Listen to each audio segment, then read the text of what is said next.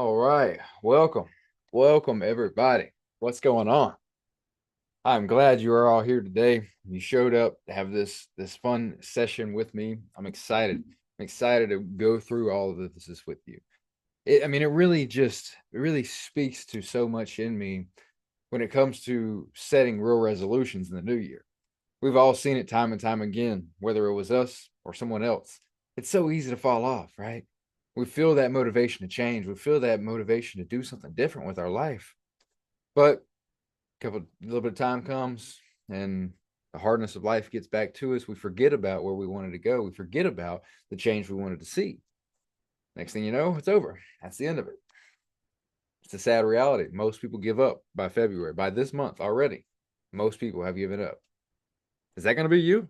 I don't think so, because you showed up here today. You showed up here today to actually play out as your biggest self, your greatest self, the real you that is dying for expression. It's somewhere in there. You know it. I know it. You showed up here today. You may not fully realize it, but it's there. It's there and it is waiting for the expression that you can bring to it. The world is waiting for your expression of your true greatest self. So let's get started, guys. If you guys are excited, let me know in the chat below. I'm ready to go with you guys. I'm ready to. I'm pumped up, man. Again, this topic, it really just gets me fired up every single time I'm get ready to speak about it, or even when I talk to anybody about it. Kind of can get too much if you're not willing to change, right? So I'll go ahead and share my screen here. We'll just get right to it. So 2025, 2025. What will your year look like? What will your year look like? What will it be that actually changes this year? Have you stopped to think about it? If you're here, I'm sure you have, at least to some degree. But have you really begun to construct that clear mental picture, that clear idea of what is going to happen for you? What this year's going to play out like? Have you? I'm asking you here today, right now, to start thinking about it. Really start thinking about it. Really start building clarity around what it is that you want your life to look like, what you want your year to look like.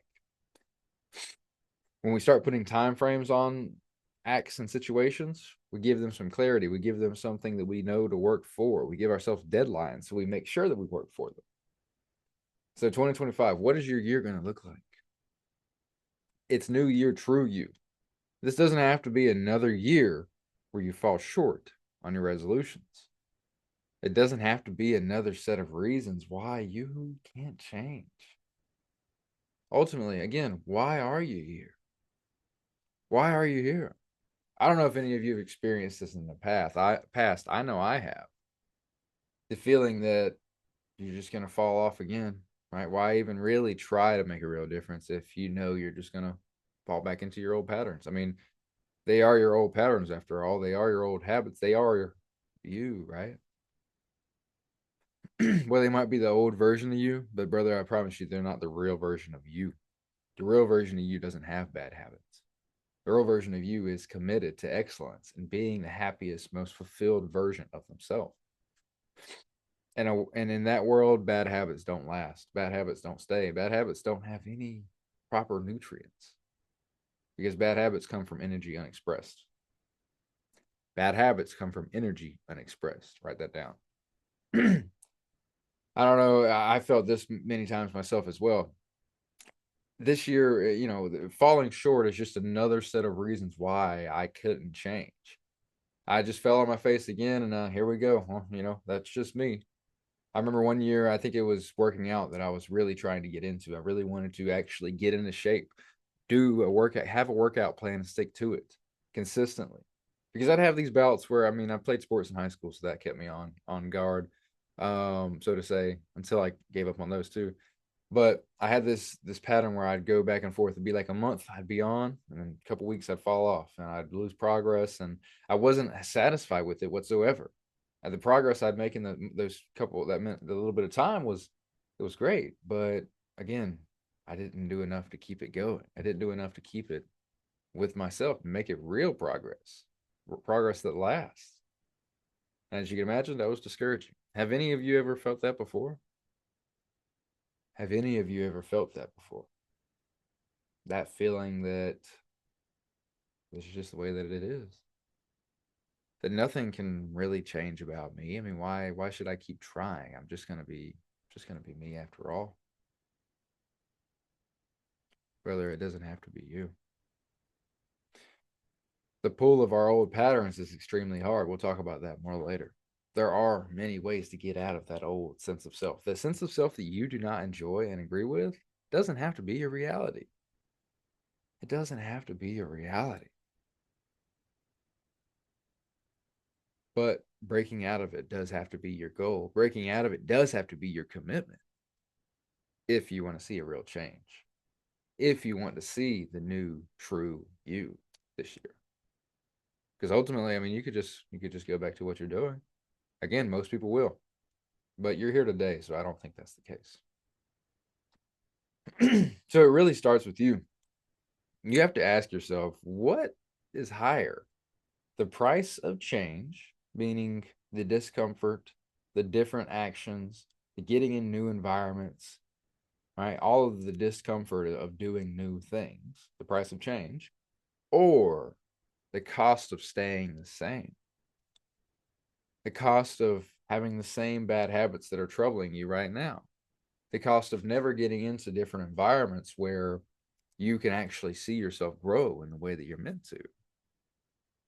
What's the cost of staying around all those people that have been staying around all those other people for the last 20, 30 years, or at least whatever period of time? What's the cost of staying in that and staying within the situation that you do not agree with your heart?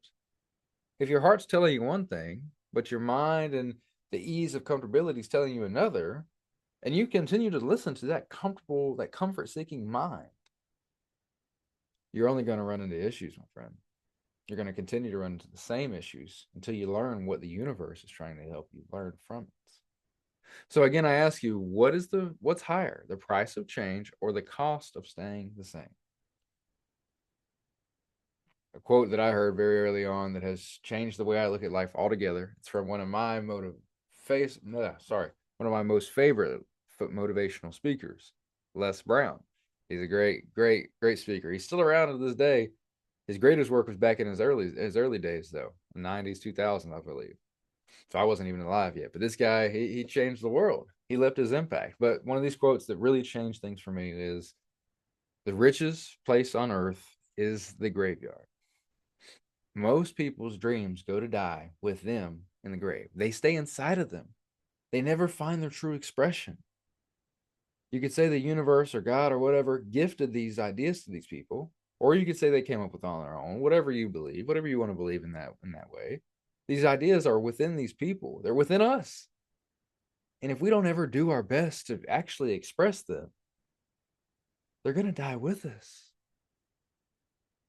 They could go to the grave with our body, never to be expressed into the world, never to be expressed, never for ourselves to be truly expressed to our highest capacity. I don't think you're okay with that. I know I'm not. I know the last damn thing I'm going to do is allow any dream, allow any fullest expression of myself to go to the grave with me. I play all out in my life. Every single day when I wake up, I have the mindset of, let's grow, let's go, let's do something new, let's expand myself, let's do something that I haven't done yet. Let's experience, let's do more. But it hasn't always been like that, though. It's coming into that the past few years in my process of discovery, in my process of staying true to 12th Ascension. If I didn't stay on track with what I started doing 4 or 5 years ago, I would probably be headed towards the grave site full of dreams as well. If I was to give up and not have gotten back on the horse, but I didn't. I stayed on the horse. I stayed on track. I kept moving. I kept reiterating when I failed. I was committed. And I still am more than ever. You see, we have to get out of our own way enough to let God or let the universe work through us. We have to get out of our own way enough to let the blessings that we have waiting find their true expression. Many of you might really feel what I'm talking about right now, but you might not know how to find it within yourself. You might feel that it's scary. You don't know how to get out of your own way because that's where you've been for so long. I get it, man. I get it. You might have been here for so long that seeing outside of it is impossible. I know what that feels like, but I promise you, if you tap in and you truly stay committed to it, everything can change. Everything about your life can change. Every single thing about your life can change. But we got to get out of our own way first. We got to realize what we're really paying. Are we willing to pay the price of change, or are we just going to eat the cost of staying the same until it's too late when we're laying in our deathbed with all the regrets, with the visions of ourselves around us looking at us saying, man, what did you do? You could have been this, you could have been that, but look at you. That's not a reality I choose to live in. Is it for you? I don't think so. So what makes this year different? Well, you're here. You chose to show up today despite all that you have going on, despite all that there is in your life to deal with and work through and have, and the pleasures to seek and all these different things. You chose to be here. You chose to be in this room to talk about how you can set your year up for real success. I want to ask you for your own good. Let's think about it. Why? Why did you choose to be here? Once again, did you realize that nobody was coming to save you? Did you realize that you were really playing victim and you were tired of playing victim? Or was it something else? Regardless, I want you to ask yourself, are you really wanting to change this year? Are you actually committed to doing things in a different way to have a different result? Something you guys have to understand is that real change is internal. Real change starts within the mind before anything else. You can start going to the gym every single day, but until you really become the individual who is at the gym every single day, or at least some sort of consistent basis, the habit is not going to stick as fruitfully as it could. Why are you here? Take a note for yourself right now. If you haven't already, why are you here? And if you feel bold enough, let me know in the chat. Give me a brief example of why you're here, what you're wanting to change this year. I'm proud of you guys again for being here. But the journey's not over. The journey's just getting started. We got to look at what the biggest problem you're facing is. What is it that you're really looking to change? I mean, if you already have something in mind, take some time right now and refine it. Think about what it could be. Are you wanting to get in better shape? Are you wanting to lift more weights? Are you wanting to eat better? Are you wanting to develop the mind space within so you can control your emotions? Are you wanting to start a business? Are you wanting to develop a better relationship with your family? The list goes on and on. As long as you're not creating a destructive habit, you're likely going towards the direction you should be, which is making a positive change in your life. What are you inspired to change? What are you inspired to have different in your life? Now, if you're really clueless here, it's okay. Really start to dig in. You showed up here today. That means part of you knows that there's something you want to change. We have to be connected to this why. We have to be connected to what it is that we really want to be different. Because if we're not connected, we're not going to really see it out. We might go for some time and we fall off. So if you're clueless, you're not truly clueless. You just may feel clueless in this moment. You have to dig in. You have to ask yourself, where are you facing the most pain? So go ahead, write something down. If you want to let me know again, let me know. So just a little bit more about me, my process, what this looks like for me. So overall, I grew up around a ton of unsuccessful New Year's resolutions. My mom, the wonderful lady she is, she has struggled a lot with, making change, just as we all do. It's not an easy thing to do.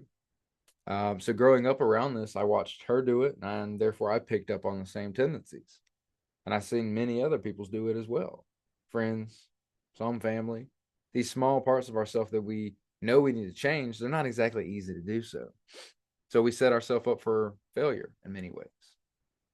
So in general, by the time I was a sophomore, I was in a really ugly spot. I had bad habits. I was in bad environments. I was doing nothing but bad for myself, putting negative karma out into the world. Well, I finally had a couple of rock bottoms, like rock bottoms for me. First was a night that I was drinking and I busted my teeth out. Another night was, or another day, I should say, was when I was consuming drugs and I had a very ugly experience. And the next one was with my girl, my now fiance. We've cleared the air there, but I had a rock bottom within my life that resulted from what was going on in our relationship. I'll tell you more about that later. But what you need to know is that I hit this rock bottom. And thankfully, from that point, I made the decision to actually make a big change in my life. And that was the time that I was facing the most pain. That was the time where I was ready to change because things were ugly. And I made a decision. From there, it was just sticking with that decision. And what we're going to continue to talk about is how you can set yourself up to actually stick with the decision much more fruitfully. So, with these changes that I made, with this different life that I've begun to live, or that I began to live 4 or 5 years ago, I've changed the way my life looks in every area, from physically, financially, emotionally, mentally, spiritually, even. I mean, every day when I wake up, I'm grateful. I'm incredibly grateful to wake up, to be a part of the process, to be on the journey that I'm on. I bring those thoughts to mind and I have immense rushes of a euphoria from the gratitude at times. Either way, I set my mind up for that positive thinking with that. But that's a different topic. Either way, what I'm saying is that every day I'm really stepping into the greatest version of myself. I am stepping into the role that I wish to and be a part of in this life, which comes from my heart. It comes from my true version of myself, from my internal perception of my goal, of my mission in life that has come from above. It has come from God, the universe. It is led from the righteous heart. It is led from my righteous heart. So being in that process, being the one who started it for myself and stayed on the journey, I have gotten out of my own way. I have removed the weights of the physical limiting world. I have removed the weights from the limiting world from my heart to where I can allow God and the universe to work through me, to where I can push this message of goodness and greatness out to others because we need it. There's so much negativity out there nowadays. We all need a transformation. We all need to do our own process of finding the universal faith. Are you willing to show up though? Are you willing to show up in a way that allows you to truly say that you are being the best version of yourself? You are chasing that version of you that can accomplish anything. Are you being the character that can? You're here today. So once again, I think there's a part of you that is. I know there's a part of you that is. Do you know that part of you? Are you just getting to know that side of you that wants more, that side of you that yearns for more expression, more self expression of everything great? That side of you that wants to get away from all the negativity, that wants to get away from the pain that shouldn't be in your life, meaning the pain of negative habits, negative energy expressed. Get to know them. Don't lose sight of them. That's your best friend. That is the one that cares about you the most. So now we're going to get into why over 90% of New Year's resolutions fail, like why they fail horribly, why most people are giving up by this point in the year. By the second month of the year, most people give up. Why? Why do most people fail on a change that it could be so drastic for their life? A change that is so, that is oftentimes coming from such a place of pain. Why do they fail? If these are real changes that people need to make and they know that inside, at least to some degree, why do people fail? Here are the four biggest reasons I've seen personally. Number one is oversized goals for the undeveloped will. You see, when you set the goal really high, but you are on ground zero, you're setting yourself up for failure in most ways. Let me tell you from experience. I remember when I would set these crazy goals, I wanted to work out every single day, even though I was this, not to be mean, but fat kid. I was this kid who was so unable to express myself, so unable to feel good about the way I looked or the way I was sounding or anything. I said, I need to change. I'm going to work out. I'm going to work out every day. As you can imagine, I don't know how long it was, but I didn't stay with that for very long. This is back probably middle school. I did not have a developed will. My willpower was too low for the goal that I was setting. So what I've learned is that knowing where you are starting is imperative to that success. It is imperative to actually see the goal out.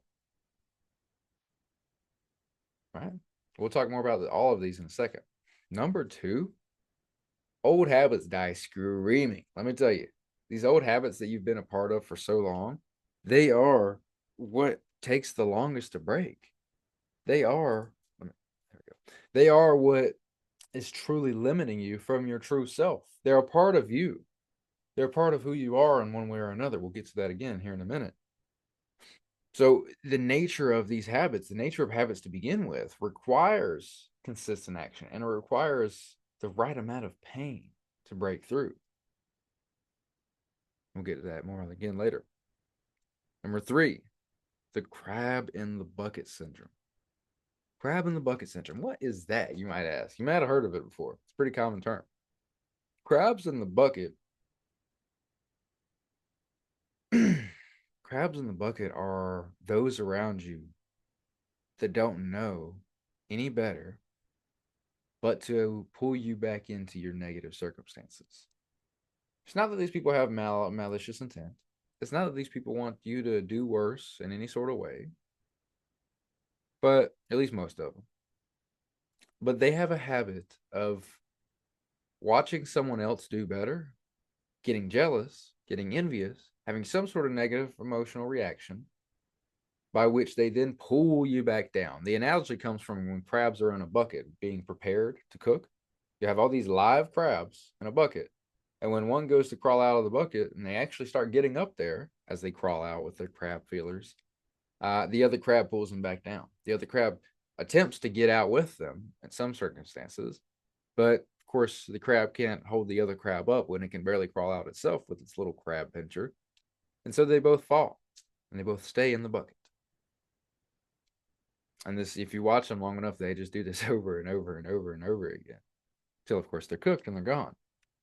So the analogy is those around you, those in those negative environments that you have been around so long, they are oftentimes what will hold you back so much. Miserability loves company. Environment is everything. Number four, this is another massive one that I faced myself. Worldly expectations from short-term commitments. So we live in this age of quick expectations. We expect everything to be right here and there when we need it, when we want it. So when we set new goals that are truthfully long-term goals that take time to accomplish, we expect to have it all done in a very small amount of time. I'm going to go to the gym for a whole month and I'm going to have abs, or I'm going to see some sort of significant difference when you're not really doing enough to really see that difference to begin with. And you're not doing it for a long enough time. And ultimately this is a sign of something else. I'll tell you guys here in a minute. Ultimately, worldly expectations and short-term commitments is a recipe for discouragement and walking backwards until you give up on the new goal. So again, oversized goals for the undeveloped will. Where are you at? Where are you at within the world? What is your perception? What is your perception of the things that you're trying to create within your life? Because, well, what do I mean by that? You might be in a place where you are unhappy with your body, but part of you might feel that having a healthy body isn't possible for you. I mean, hell, all of your parents in your bloodline had, negative health. There's heart issues. There's this, there's that. You might have a million reasons to think about around why you can't be healthy. But part of you knows you need to change. Part of you is excited to change in the new year. There, you want to feel better. You want to feel healthier. And you start going, you start rolling, and then you fall off track because deep down you feel that it's not possible for you. You feel that you'll just be like how your uncle was and die of a heart attack at 50. Part of you really feels that way deep down, and it expresses itself by your willingness or your quickness to give in, to give up on yourself. That disconnect from that reality which you will wish to be living in, which is the healthy one, That disconnect is coming from an internal disconnection, an internal belief that must be shifted if you really want to see yourself transform, if you really want to see things change for you. Another big reason, or another part of it, is you have to know where you're headed. You have to set goals that are not only sustainable but exciting. Right? You have to know where you're headed in a way. You have to know that, okay, there is going to be a reward when after I do this work, because as humans, we have to know the reward behind our actions to make something consistent, to make something a habit. So know where you're at, know where you're starting from, and know where you're headed. Know what your goal is, and it's exciting but sustainable way. Something I like to ask myself is, do you want to feel good in the moment that you're planning your goals? You know, you're sitting there, you're like, I'm a bench 315 in 6 months or 2 years, or I mean, sorry, 2 months or whatever small amount of time. And it makes you feel good. You're like, yeah, I can do that. I can do really good. Da, da, da. And your goals should make you feel like that, but not too much, because you really want to feel great when you actually achieve them. You want to feel like, dang, I actually did that, because you actually got there. So don't set the bar too high for your will. Don't set the bar too high to where you can't actually accomplish the thing that you're trying to accomplish. It's very easy to do so. Once again, this is something that I did time and time again, working out in particular and getting into shape physically, losing weight. I'm going to lose all these pounds in this amount of time. I'm going to do it. And this is how, I'm going to do it this way and it's going to work. Well, then you give in because it's so hard. Your old reality is much more easier. It's much more attractive. It's much easier just to go back to eating the bullshit food than it is to eat clean every single day. So you can't go from eating McDonald's every day to eating meal prep meals every day that maybe aren't as flavorful, right? You got to start somewhere. It's like, okay, if I eat McDonald's every day, I'm going to eat it just, 4 times or 3 times this week. And I'm going to start eating healthy on the outside of that, right? For an example. Now, the way you go about it is up to you ultimately, but you have to know where you're at right now in comparison to where you're headed. You have to be really committed to that second part, where you're headed. We talked about this a minute ago. Again, old habits really die screaming. I mean, these things will stay for so long, and ultimately, again, like I was saying earlier, the nature of habits being that everything we do is a neuronal connection. It's always firing and wiring together. Our old habits are part of us, so of course it's easy to fall back into an old pattern. But what we learn through wisdom, through the lessons that we go through, we learn that it's our mind that we develop that says, you know what, that's not the me anymore. That's not me. I don't do that. I am not that kind of individual anymore. Your mind's identity, your mind's own internal perception of yourself, which comes from through time of building that image, transforming the negative sides of your image into something positive. This is a big one too. When you fall down from your new habit, like when you've been having these deep conversations with your family. Your goal is to have a better family connection. You're having these deep conversations with your family. You're doing something 2 or 3 times a week. You're doing all these great things. And then boom, work hits you really hard in the face. You're not able to do as much as you wanted to the next week. You feel it in the family. The energy isn't as high. Maybe your wife gets mad about something because there wasn't that a connection like there was the past few weeks. And it feels really bad. And part of you feels guilty because you let it get like that. Part of you feels guilty because you fell off track for the 1 week. Well, guys, let me tell you something. Skip that guilt. Skip the guilt, okay? What you need to do is when you fall, you get back up and you analyze why. You look at what happened. You look at what changed, and then you reiterate. You reiterate from that position that says, I can do this better in this way. Because what happens when we feel guilty? What happens if we allow the emotions of everybody else and the hard parts of everything else get into our head? Well, we feel guilty and we think that we're just going to go back to that old way of being. We think that our family being unhappy is just natural. It's just the way it's meant to be. It can never be anything more. What an awful way to believe. That's your family, for crying out loud. I don't know about you, but I'm going to die before I let my family feel that I don't love them or that our connection isn't solid. But in my process, when I've been creating new disciplines, new habits, it's been so important for me to skip the guilt. This is actually something that I've really, really began to look at this past year, because I thought I came from a very a negative, guilty kind of mindset past several years throughout my transformation. Past year, I realized that there was a lot of guilt still. I thought I had eliminated it, but no, I hadn't. It was just showing up in different ways. So I had to realize that even when I slack on, say, working out or in my family life or this or that, the guilt isn't going to help me. The negative self talk does not help me. Now, I have to accept that I did wrong. I didn't do as good, but I have to look at it almost subjectively and say, well, it's because of this. It's because I didn't do this.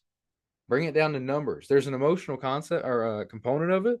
But if you look at it and say, like a logistical way, like I didn't have this amount of conversations, I wasn't as present in that conversation that I should have been. I didn't take enough time off work, whatever it is. I didn't show up to the gym that second day. Then you have feedback to build back from. You have feedback to kind of grow from, to say, all right, I should have done this differently, rather than, again, feeling the guilt and then sinking back into the old pattern of just believing that that's just the way it's meant to be.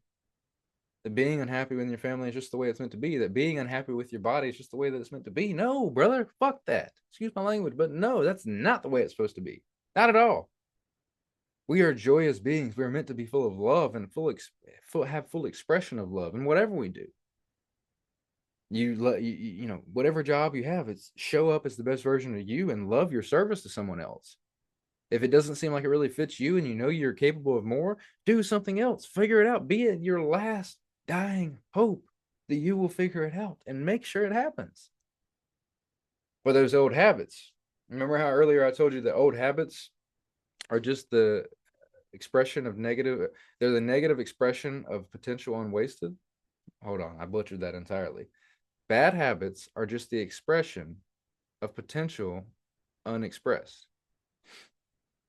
Right? So when we have a bad habit, when we do something regularly that is terrible for us, it is just a representation that there is potential on the inside of us that is not being expressed. It is just not being expressed. You may go to McDonald's every day to eat. You may eat like shit and not work out at all to cope with the fact that you haven't worked out in 10 years. Let me say that again. You may go to McDonald's and eat all this terrible food, treat your body like hell because you haven't worked out in 10 years to cope with the idea that you haven't been taking care of yourself. You may go and screw off on your mind space, go TikTok scrolling all day long to cope with the fact that you can't deal with your anxiety, that you haven't done enough internal work to feel better and not be so anxious or depressed. But let me tell y'all something. If y'all don't see it already, those bad habits just insinuate the problem, exacerbate the problem. They just make it worse because it's avoidance. It's falling down another hole. It's using something destructive to cope. It's avoiding an issue that needs to be fixed for the betterment of your life, for the betterment of your family's life, for the betterment of the world. But you're avoiding it and consuming or creating another bad habit that's only destructive. A habit that's only going to make your issues worse. Is this making sense? I hope that I'm making this as clear as day for y'all. The bad habits in your life are just there because you're not expressing yourself at the highest level. You're not showing up for yourself in all the ways that you should be. And don't worry, we're going to talk about how we can actually help you get there, how you can actually make the difference in your life to get there. You don't need to do it all at once. You don't need to do it all at once. In fact, you can't really do it all at once. It's a very small amount of people that can do it all at once. And even then, it's not absolutely all at once. You got to set yourself up for sustainability, like we talked about a minute ago. Right? Those bad habits are only there because of how much goodness is on the inside of you that isn't being expressed. Do you want to figure out how to express them? Do you want to figure out how you can actually get out of your own way? I know you do. I think you're going to stay in that vision of yourself until you get there. I can feel it. If you're feeling this right now in the chat, let me know. Let me know in the chat.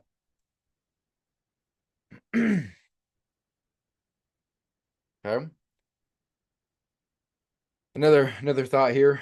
Everything has polarity. There is a universal law known as polarity, meaning everything has polar opposites. Your drinking habit is just the polar opposite of your excellent health, good eating habit. So a mindset to have is that we're not removing habits altogether. We're transforming what their root desire was. We're transforming what they are really caused by.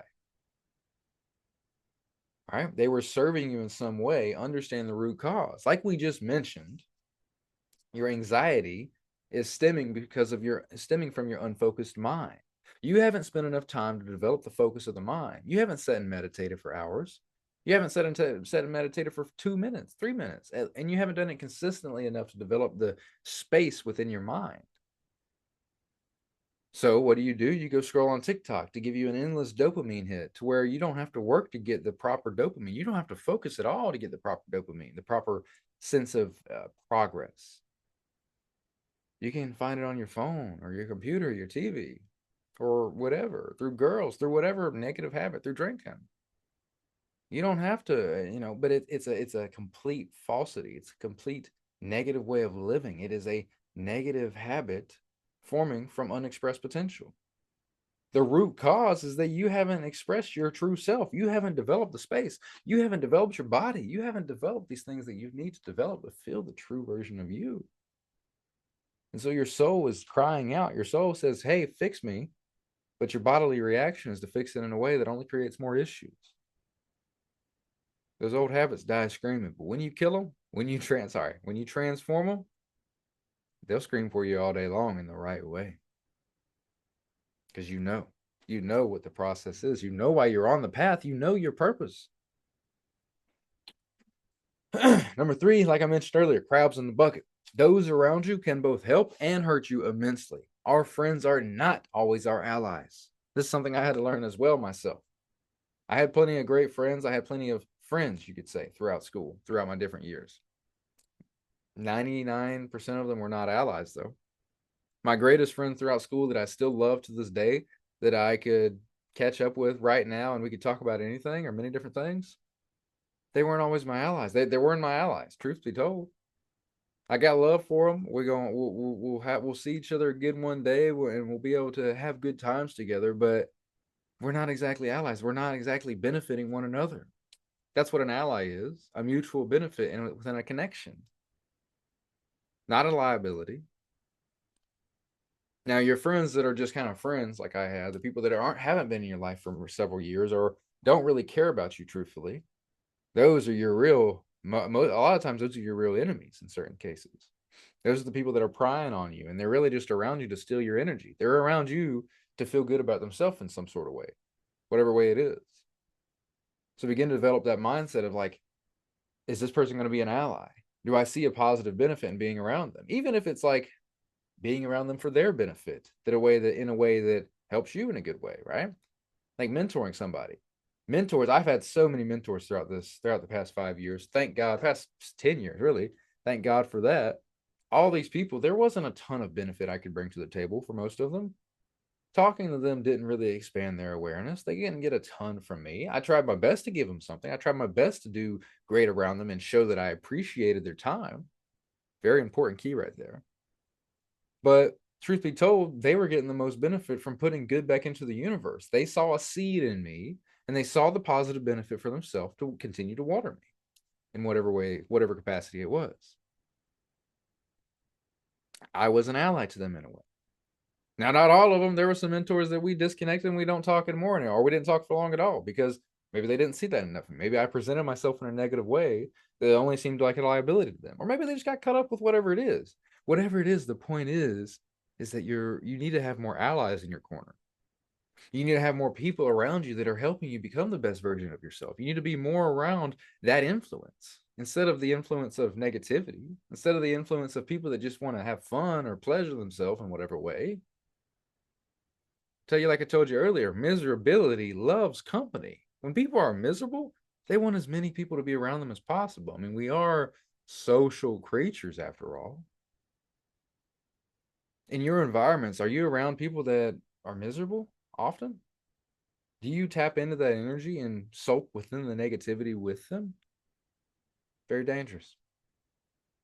So again, when you get around those that are doing things that they need to consistently, it helps you remain consistent as well. It can if you stay plugged in. Number 4, worldly expectations from short-term commitments. Something I had to realize about this as well is that sometimes you feel that, well, if I just put myself through more pain, if I just do more right now, I'll get there quicker. Now, this is true in certain situations, but it's not an always kind of thing, right? I mean, work hard, go hard as hell for what you believe in, achieve what all you need to do, or do all that you need to do to achieve what you want to be in this life.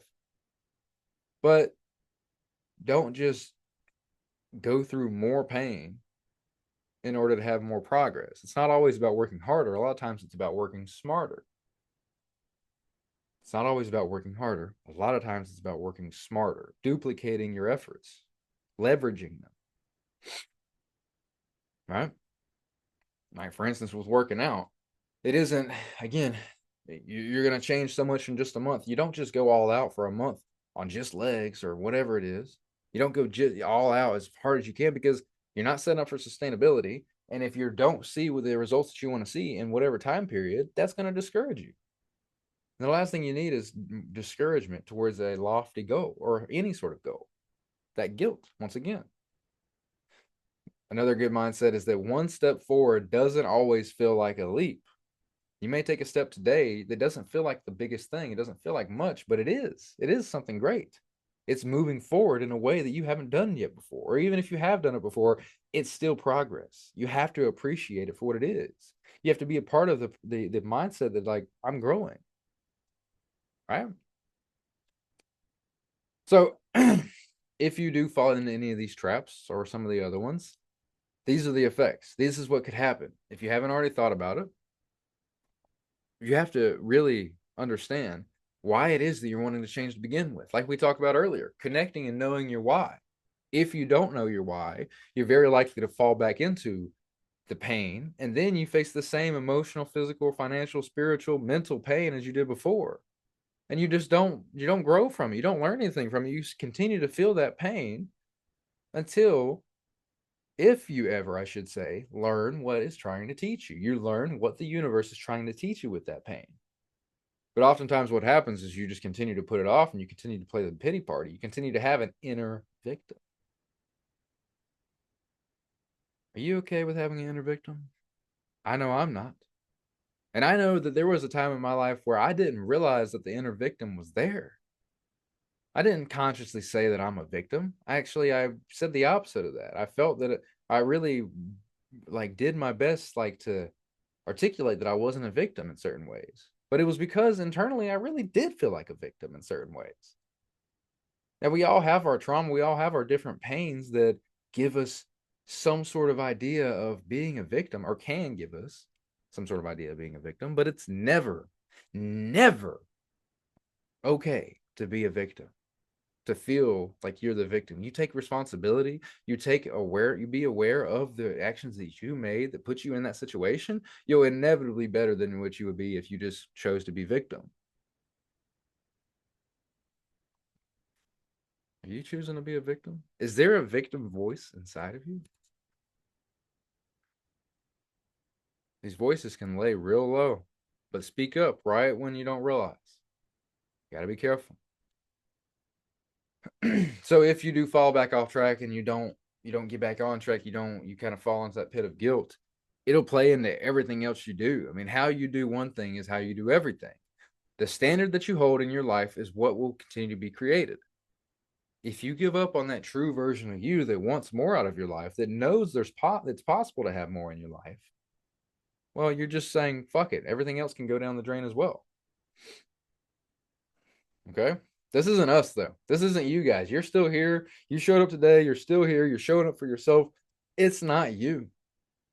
It's not the version of you that is going to fall back off track. Those old habits that might come screaming, but I think you're going to hit a little bit harder. If you're going to hit a little bit harder than those old habits, let me know in the chat right now. Let me know. Let me know how you're feeling. Is this all making sense? So there's four major pillars I found of creating lasting change. Okay. Number one, confident clarity, really being confident in where you're headed, knowing what the roadmap is and the purpose behind your pain, seeing and having clarity in your actions. So it's easier to embrace the uncomfortable. Number two, commitment. Is the desire to be in a different situation greater than your desire to be comfortably unhappy? meaning is your desire to be ripped, better, higher, greater, more burning than your desire to sit on the couch and watch television and eat potato chips? Which higher? Which desire is greater? You're here today. I think it's the first, getting ripped or whatever it is for you. Number 3, consistency. Failures are a part of the process. They're, in fact, what you grow the most from. Will you continue to show up when those failures happen? Will you continue to break down the old habits so you can actually transform them into a positive habit? Will you be a part of the growth process, or will you give up at the first sign of failure? Will you remain consistent with that greater version of yourself? Will you remain consistent to the version of you that has a different reality? Number 4, what's your community? Who are you around? The people around you, the environments that you're in, they either help you or hurt you. Like I said before, if you're in the right environments, they're going to help you stay on the path. If you're in the wrong environments, they're going to help you jump ship at the first sign of failure, the first sign of hardship, at the first sign of anything other than comfortability, or whatever your community's used to, I guess I should say. So have confident clarity, build the commitment, have consistency, and be in the right community. These are the 4 pillars of creating any lasting change in your life, especially when it comes to this new year. So number 1, why do you want to have a clear path? Well, once again, having a clear path gives you simple actions to take, right? Taking these actions isn't always easy. Most of the time it's not. It might be the hardest thing for you to do in the short term. But when you know the long-term path, when you know what you're heading towards, and you have confidence that you can get there, you have confidence in that reality, that version of you being where you want to be, well, staying true is simple at that point, at least more simple. Give yourself a clear path. Make the action simple for you to take. When you have that true self-commitment, there is no more giving up. There's no more giving in. You're remaining in the process and being committed to reiteration, being committed to self-transformation, of doing things differently, even when it's not, once again, easy. Right? Because what happens, well, most of the time, a lot of times we can fall off track, and getting back on track, staying committed is the hardest thing to do. Well, when you're truly committed from the inside, you don't give in, you don't give up, you just reiterate, and you progress forward with intention. Remain consistent by having day by day improvement, making sure you're always moving, you're always seeing the difference of your actions by tracking it. This is essential to really know the purpose behind your pain, once again, and to continue to show up even when it gets hard. The environmental support of the community, being in the rooms that actually bring you closer to your goals, not farther away, being around those that are doing the same thing. This is an imperative to success. Be in the right rooms, be in the right communities. So there's 3 major steps that you can choose for alignment, right? This is putting everything, the 4 pillars of lasting change, into place, right? These are how you do it. 3 major steps. Number 1, create clarity and begin to shift the paradigm. Create clarity around your mission. Create clarity around what it is you want your reality to look like and feel like. Really create clarity. I mean, deep journal into it. Meditate on it. Reflect on it. You're shifting your paradigm upon what's possible. You're bringing your natural state of awareness to a higher place. You're making yourself aware of more things. In that process, you create a mission that is both sustainable and exciting. It's exciting. It's a compelling future. It gives you something to work for, but it's also sustainable. It's not too much, like we talked about before. Step number 2 is to take action through a system I call Form 4, the formative 4 areas of your life. Those being your value, those being your physicality, those being your mind space, and those being your connection to others. This system is built for habit change. It drives results and keeps you mentally locked in. I've been using the system and creating it for almost 5 years now. And it has changed, once again, the way my life looks in every way. Step number 3, regulate emotions and stay the course. Stay on the path, stay a part of the journey by keeping yourself sane, keeping your emotions in check. This isn't easy. This is oftentimes the hardest part once you get there, but if you actually do it and you stay the course, success is inevitable.